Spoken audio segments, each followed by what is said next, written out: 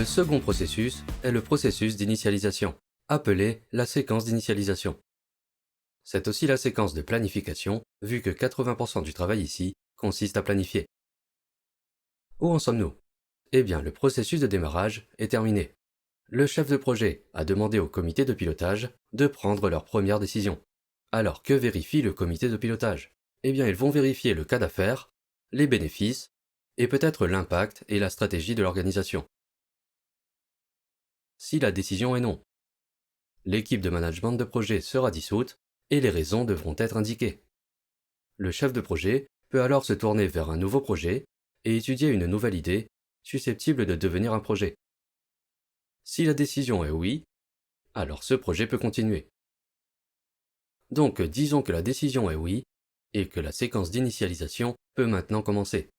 Ainsi, cette première décision lance officiellement le projet. Voici une question fréquemment posée. Quand est-ce qu'un projet commence-t-il réellement? Un projet commence avec cette première décision du comité de pilotage. Avant cela, nous avions le processus pré-projet, ou le processus D. Le nom complet de ce processus est initialiser un projet. J'utilise IP pour abréger. Le chef de projet travaille sur ce processus IP et sur le plan de séquence utilisateur pour y parvenir. Le rôle du chef de projet ici est de faciliter le processus IP, soit organiser des réunions, décider des documents à utiliser, prévoir les fichiers log et registres, etc. Une des premières choses qu'un chef de projet veut faire, c'est d'avoir une idée du périmètre du projet. Ils inviteront donc les utilisateurs ou utilisateurs principaux, spécialistes et analystes commerciaux, à un ou plusieurs ateliers de travail. Ils peuvent utiliser des post-it ou cartes mentales ou autres outils pour essayer de préciser le périmètre du projet. Ils décomposent alors le produit. Le nom de ce diagramme est structure de décomposition de produits. Ils identifient les produits au sein du projet, les nomment et leur assignent un numéro d'identification. Ils peuvent aussi commencer à décrire les produits et créer ce que l'on appelle la description de produit. Ce sont les documents d'exigence de produit. Et les analystes commerciaux et chefs d'équipe aideront à extraire ces données. Donc, quel type d'informations rassemblons-nous pour chaque description de produit? Eh bien, nous devons apporter l'objectif. Pourquoi a-t-on besoin de ce produit? Les composants, donc les principaux composants du produit, le critère qualité, donc ce sont principalement des spécifications, des exigences, et le contrôle qualité. Comment les équipes prouvent-elles que le travail est terminé? Nous appelons les documents d'exigence description de produit, comme je l'ai mentionné plus tôt. Et nous pouvons avoir une description de produit pour chaque élément de la structure de décomposition de produit. Le chef de projet peut organiser beaucoup d'ateliers. Mais vous n'avez pas besoin d'identifier et de documenter 100% des produits avant que le projet ne démarre. Par exemple, dans les projets de logiciels, vous êtes chanceux si vous avez 40% des descriptions produits de fait. La règle ici est juste de documenter ce que vous pouvez. Les autres descriptions de produits peuvent être complétées plus tard lorsque l'on en sait plus sur le projet et que les utilisateurs commencent à voir quelques livrables. Ils auront alors une meilleure idée de leurs propres exigences. Si vous essayez de documenter toutes les exigences maintenant, vous ne faites que supposer. Et cela peut être très néfaste et dangereux puisque vous créerez des produits que personne n'utilisera. Ensuite, le chef de projet commencera à réfléchir aux efforts nécessaires pour créer les produits. Donc, qui selon vous aidera pour cela? Ça doit être des personnes qui ont de l'expérience dans la création de ce type de produit. Ce sera le chef d'équipe puisqu'il en a la connaissance. Le chef d'équipe commencera à définir les usages pour les produits. Il cherchera ensuite les connexions entre les produits, puis fera une estimation pour chaque produit. Encore une fois, tout cela est basé sur leur expérience. Le chef d'équipe peut aider le chef de projet et devrait aider le chef de projet à préciser le plan de projet.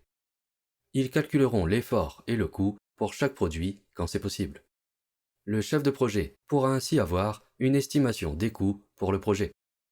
Donc en fait, quand connaissons-nous le coût total d'un projet? On ne le connaît pas réellement jusqu'à la toute fin du projet, juste avant que le budget soit bouclé.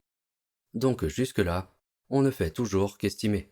Et c'est la première fois, là, après que le plan de projet ait été fait, que l'on réalise une bonne estimation. Un risque courant ici, c'est que l'intérêt de l'utilisateur et ses efforts pour donner des exigences soient faibles, alors il n'y aura pas de réelle appropriation de ces exigences. Et le projet créera des produits dont personne ne veut. C'est un risque important auquel il faut faire attention. Le nom de ce plan est le plan de projet. C'est un plan de haut niveau pour l'ensemble du projet. Voilà donc pour le plan de projet. Il sera tenu à jour au cours du projet. Ensuite, nous pouvons nous concentrer sur le prochain gros document du processus IP, le cas d'affaires. Rappelez-vous, l'ébauche du cas d'affaires a été définie au cours du processus D. Et cela faisait partie de l'exposé du projet. L'ébauche du cas d'affaires est en général une large estimation, mais maintenant le plan de projet précisé, nous avons beaucoup plus d'informations sur les coûts. Le chef de projet va donc utiliser des informations de l'ébauche du cas d'affaires pour construire le plan de projet. Et ensuite utiliser des informations du plan de projet pour mettre à jour le calcul du retour sur investissement. Le chef de projet peut aussi ajouter des informations sur les bénéfices et un résumé des principaux risques. Donc les deux résultats principaux du processus IP sont le plan de projet et le cas d'affaires. Rappelez-vous que le plan de projet comprend les descriptions de produits qui sont les documents d'exigence. Il y a d'autres documents et ils seront abordés plus tard. La majorité des documents du processus IP font ensuite partie du DIP, et il s'agit du document d'initialisation de projet, donc tous les documents issus de la séquence d'initialisation. Alors voyez le DIP simplement comme un ensemble de documents. Il peut être placé sur une carte ou il peut être partagé dans un dossier partagé. Le sujet suivant est les bénéfices. Le chef de projet posera ici les questions suivantes à l'utilisateur principal. Quels sont les bénéfices attendus de ce projet pendant les prochaines années? Le chef de projet les mettra ensuite par écrit, puisqu'ils aideront à assurer la redevabilité de l'utilisateur principal. Autrement, ils surexagèrent pour être sûr que leur projet est prioritaire par rapport aux autres. Donc, mettez-les par écrit.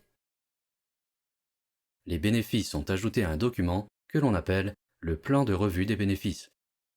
Et nous pouvons voir les bénéfices au cours des prochaines années. Donc les bénéfices pour l'année 1, l'année 2 et l'année 3. Et les types de bénéfices que l'on peut inscrire sont les croissances des ventes, les réductions de coûts, fidélisation des clients, etc. Le chef de projet tiendra également certains fichiers de registre. Et ceci est normalement fait au début du processus IP. Alors par exemple, le registre des incidences et risques. Et ils peuvent aussi utiliser un tableur pour cela, ça le rend plus simple. Notez que jusqu'à présent, nous sauvegardions les incidences dans le registre quotidien du processus D, mais elles peuvent maintenant être transférées sur ces fichiers registres. Donc les trois fichiers registres sont le registre des risques, le registre des incidences et le registre qualité. Et les organisations peuvent avoir leur propre format pour ces registres. Ce sont les documents principaux du processus IP. Le chef de projet est maintenant prêt à réfléchir sur le plan pour la prochaine séquence de livraison. Et c'est là où les équipes commenceront à livrer les produits. N'oubliez pas, le plan de projet est un plan haut niveau pour l'ensemble du projet. Mais le chef de projet a besoin d'un plan pour chaque séquence. Ce serait plutôt un plan quotidien qu'ils utiliseraient et nous l'appelons le plan de séquence. C'est mieux de voir le processus limite de séquence comme un délai entre les séquences. Donc ici, le chef de projet va vérifier la dernière séquence et planifier la prochaine séquence. Le chef d'équipe aidera le chef de projet à créer le plan de séquence pour la prochaine séquence. Et le chef de projet fera un rapport sur la dernière séquence. Le processus IP est maintenant terminé. Ensuite, le chef de projet demande au comité de pilotage la permission de continuer sur le projet. Alors le chef de projet donnera tous les documents du DIP au comité de pilotage.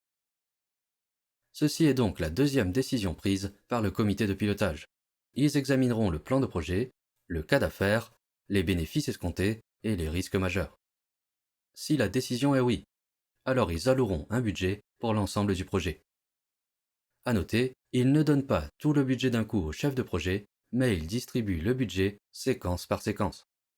Le comité de pilotage sera ensuite appelé à prendre une troisième décision. Il s'agit d'autoriser la prochaine séquence de continuer. Donc la décision précédente était d'autoriser l'ensemble du projet, ou du reste du projet de continuer, mais cette étape est juste la prochaine séquence.